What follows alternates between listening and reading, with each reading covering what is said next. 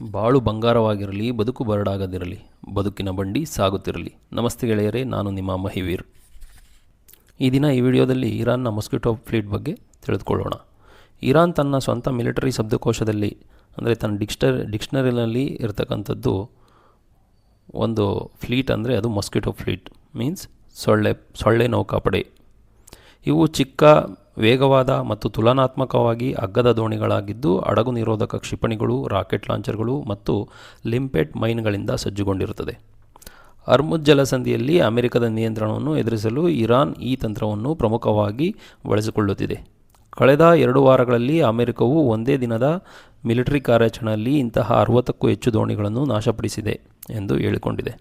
ಇದೇ ಮೊದಲ ಬಾರಿಗೆ ಅಮೆರಿಕವು ಯಾವುದೇ ನಾವಿಕರಿಲ್ಲದೆ ಕಾರ್ಯನಿರ್ವಹಿಸುವ ಸ್ವಾಯತ್ತ ಡ್ರೋನ್ ಬೋಟ್ಗಳನ್ನು, ಅಂದರೆ ಆಟೋನಮಸ್ ಡ್ರೋನ್ಗಳನ್ನು ಬಳಸಿ ದಾಳಿ ನಡೆಸಿದೆ.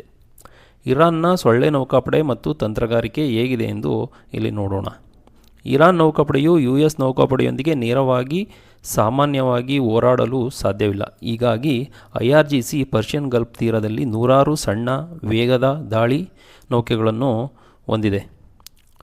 ಒಂದೇ ಗುರಿಯ ಮೇಲೆ ಹಲವಾರು ದಿಕ್ಕುಗಳಿಂದ ಏಕಕಾಲದಲ್ಲಿ 16 ದೋಣಿಗಳನ್ನು ಕಳಿಸುವುದು ಇವರ ತಂತ್ರ.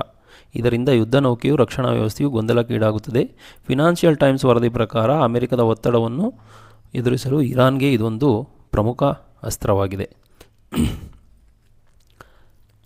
ಗಲ್ಫ್ ಪ್ರದೇಶದಲ್ಲಿ IRGC ನೌಕೆಗಳು ಅಮೆರಿಕದ ಹಡಗುಗಳೊಂದಿಗೆ ಹಲವು ವರ್ಷಗಳಿಂದ ಅಸುರಕ್ಷಿತ ಮತ್ತು ವೃತ್ತಿಪರವಲ್ಲದ ರೀತಿಯಲ್ಲಿ ವರ್ತಿಸುತ್ತಾ ಬಂದಿವೆ.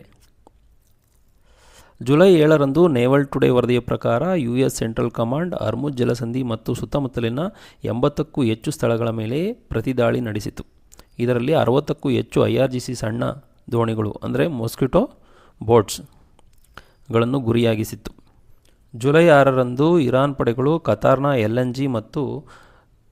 LNG ಕ್ಯಾರಿಯರ್ ಮತ್ತು ಸೌದಿ ಒಡೆತನದ ಕಚ್ಚಾ ತೈಲ ಹಡಗಿನ ಮೇಲೆ ದಾಳಿ ನಡೆಸಿದ ನಂತರ ಪ್ರತಿದಾಳಿಗಳು ನಡೆದವು.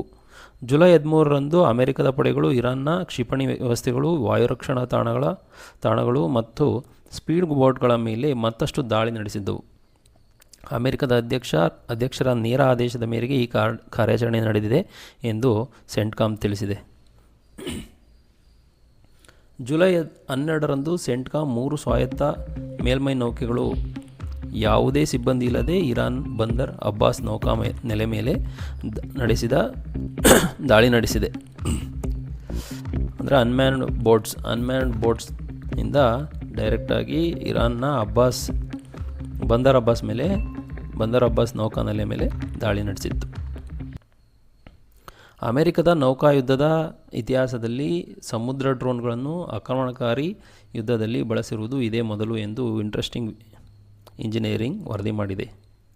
ಕಾರ್ಸೈರ್ ಎಂದು ಕರೆಯಲ್ಪಡುವ ಈ ಡ್ರೋನ್ ದೋಣಿಗಳು ಸರಿಸುಮಾರು 24 ಅಡಿ ಉದ್ದವಿದ್ದು ರಾಡಾರ್ಗೆ ಸಿಗದಂತೆ ವಿನ್ಯಾಸಗೊಳಿಸಲಾಗಿದೆ. ಇವುಗಳಿಗೆ ಸ್ವಯಂಚಾಲಿತ ನ್ಯಾವಿಗೇಷನ್ ಸಿಸ್ಟಮ್ ಇದೆ. ಇರಾನ್ನ ಪ್ರೆಸ್ TV ಪ್ರಕಾರ ಇರಾನ್ನ ನೌಕಾ ಸಾಮರ್ಥ್ಯಗಳು ಸಂಪೂರ್ಣವಾಗಿ ನಾಶವಾಗಿವೆ ಎಂಬ ಅಮೆರಿಕದ ಹೇಳಿಕೆಗಳು ಸುಳ್ಳು ಎಂದು IRGC ಹೇಳಿಕೊಂಡಿದೆ.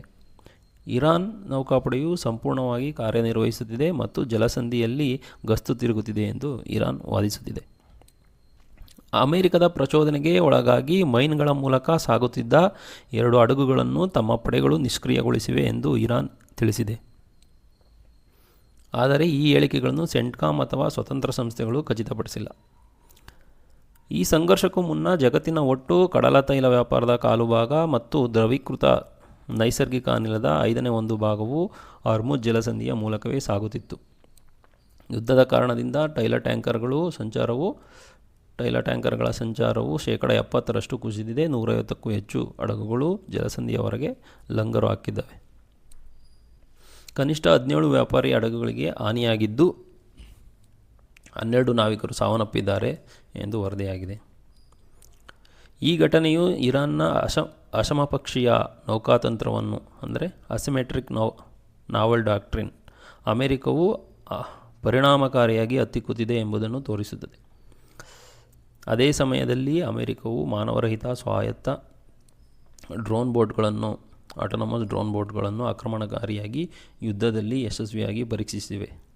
ಭವಿಷ್ಯದಲ್ಲಿ ಜಲಸಂಧಿಯ ಪರಿಸ್ಥಿತಿ ಹೇಗಿರುತ್ತದೆ ಎಂಬುದನ್ನು ಅರಿಯಲು ಸೆಂಟ್ಕಾಮ್ನ ಅಧಿಕೃತ ವರದಿಗಳು ಮತ್ತು ತೈಲ ಟ್ಯಾಂಕರ್ಗಳ ಸಂಚಾರ ದತ್ತಾಂಶವೇ ಪ್ರಮುಖ ಆಧಾರವಾಗಿದೆ. ಧನ್ಯವಾದಗಳು.